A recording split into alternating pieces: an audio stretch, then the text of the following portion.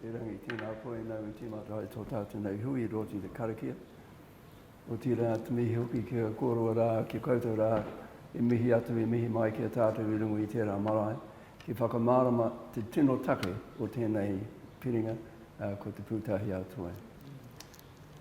So great to be here with so many familiar faces. I can't remember the names, but but some of them will come to me about 3 o'clock tomorrow morning. But this place would never have existed if it were not for some really important and helpful people. I'm thinking of Pūtahi-a-Toi and Paddy Richardson and John Bevan Ford and Yvonne Marshall and Darcy Kiriyama, who played a really important role for us as a kaumātua here. Their efforts really resulted in the not just the building, but what goes with the building, and that is the culture within it. Opened in 8th of March 1997, after 6 years of trying. It took a while. When I first came here in 88, we had a little place out here called Cubeside. And it was very cosy, partly because we had 2 or 3 people in every office. Tata Lawton over there shared my office for some time. Used to look after my back, say I wasn't here. But it became pretty clear that the department was expanding. We had no room, we needed to have more room. There was an addition at the back called the Shearers' Quarters, and we used to, I think Ian Christensen spent some time, we used to put people out there who were designed to be outside. But the space was a real problem, and so we had discussed the possibility, even in 1988, that there might be a building, a custom-made building for Māori studies. But by 1990 there wasn't very much progress. So one day Esther Tinido, who is here, and myself got a tape measure, and we came out and we measured up where the building would go, drew up a sketch plan, a floor plan. Looking back on it, it was more like a motel, but it was it was a floor plan. We took it down to a man called John Hogan, who used to control everything in the university to do with planning and money and financing. We took it down to him and said, well, we've drawn up a plan for the new building. Here it is. And he looked at it and said, don't be ridiculous. You need an architect to do this. So I took him literally and called up an architect called John Scott, who was a well-known architect in Hawke's Bay. And then told John Hogan that John Scott, I'd arranged, as he had instructed, I'd arranged for an architect. He thought I'd overstepped the mark there. But John Scott came down, we had him in, he stood on that lookout just over there and looked out and saw the Ruahine and Tararua, and he said, I'm going to design a building that will fit this whole environment. So that was in early 1991. Unfortunately, he took sick and he died the following year. But after he became ill, I contacted another architect group called Royal Associates. That was Bill Royal, brother to Tu Royal, and Perry Royal, who was his son. And then in July 1991, Perry Royal came up and we had a meeting to discuss what might be needed. And we talked about a number of things. He thought that we ought to be thinking very clearly about a marae Aotea as part of the entry here, that it wasn't to be a whare tūpuna, but it was to be to have a functional capacity, as if it might be. He talked about how many offices we needed, and we said 15. That was an underestimate as it happened, but still we kept Cubeside, so we used to put the excess into there. But and he got underway, drew up a plan, showed it to us in 1993. We agreed with it, except Bob Yonke thought that the workshop wasn't big enough and he wanted changes made to the plan. Perry obliged him with that, and the building got underway. I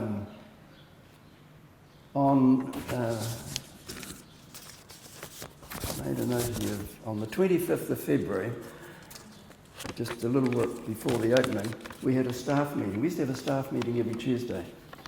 And I used to prepare the agenda and write the minutes so that it went right. And anyway, at the staff meeting on the 25th of February, we talked about the arrangements for opening the building. And these are the things we talked about. Who would get what office?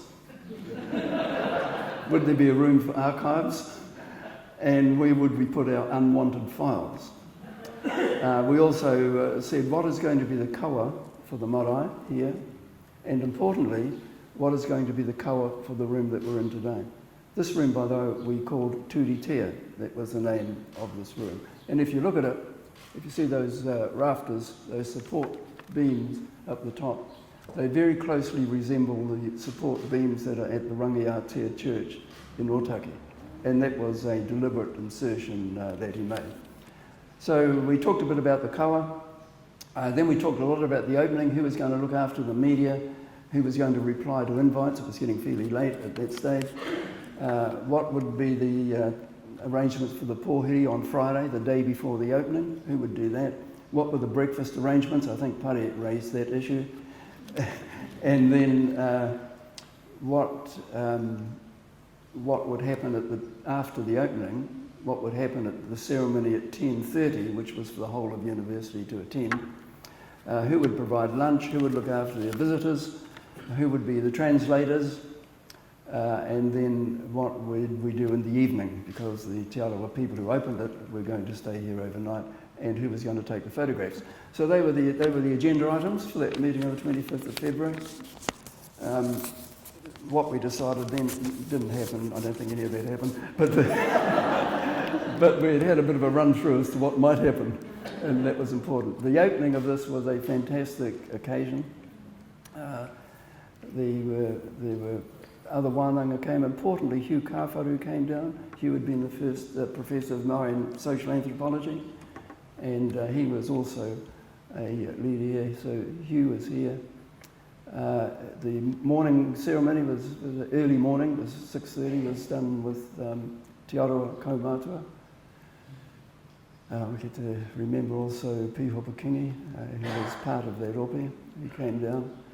And after that, we all went down to breakfast at Wharerata. I think the department paid for that. But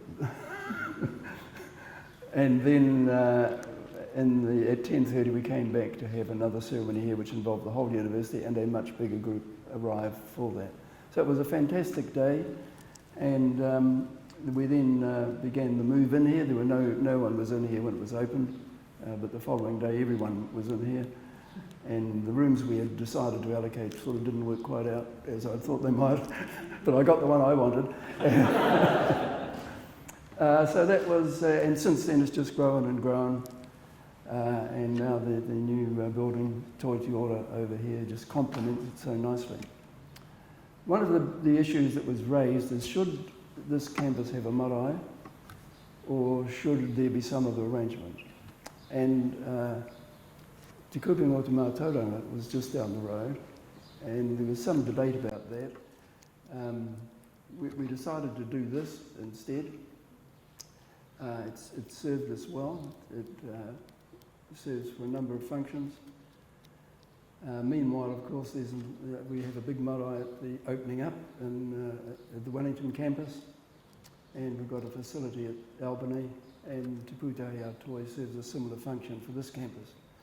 So it's been quite important for the university and for Māori studies. We developed a few other people came in. We had a program called Te Rau Puawai, which started in 1998. 98? Yeah. Kirsty Maxwell Crawford, who's here, used to run it. And Monica used to run it. And now Robin runs it. What they have in common are these are three remarkable women who won't accept anyone failing. And if you're a student that looks like going to fail, by the end of the year you will have passed. So they've had a remarkable history, and that started in the room and assisted by Paul Hirini, who was also very good at encouraging people not to fail. So over the years the art department expanded here. But when we look back, it's been quite a good story in 20 years, and this building has played a part. But I think more important than the building itself is the name of the building, Te Pūtahi-a-Toi. If you go down the Manawatu River further, you get to a part where the Orowa River joins it, and we've always called that Te Pūtahi-tanga o ngā awa o Manawatu. It's hard to say which one is most polluted, but it's not ours. But we thought about this notion of bringing things together. And Te Pūtahi-a-Toi is really bringing strands of knowledge together. And if you look forward maybe to the next 20 years, so that when we all meet again in 2037, well, one of the two of us will send our apologies, but but if we were to meet in 2037, what would we find? What would have been, if the mission of Te Pūtahi-a-Toi is to bring knowledge together, and what we might find is that this will become a centre where the knowledge of mātauranga Māori and the knowledge of science and the knowledge of business and the knowledge of history can all interact comfortably with each other, so that we have a new sort of knowledge base here, which is not divided into little bits, but which is a comprehensive whole that we can use to address the future world that we're going to live in, which won't be divided into little bits. So I think Te Pūtahi-a-Toi is well named, but importantly, what is behind it is of huge significance, and that I think is something to take forward over the next 20 years. Kia ora.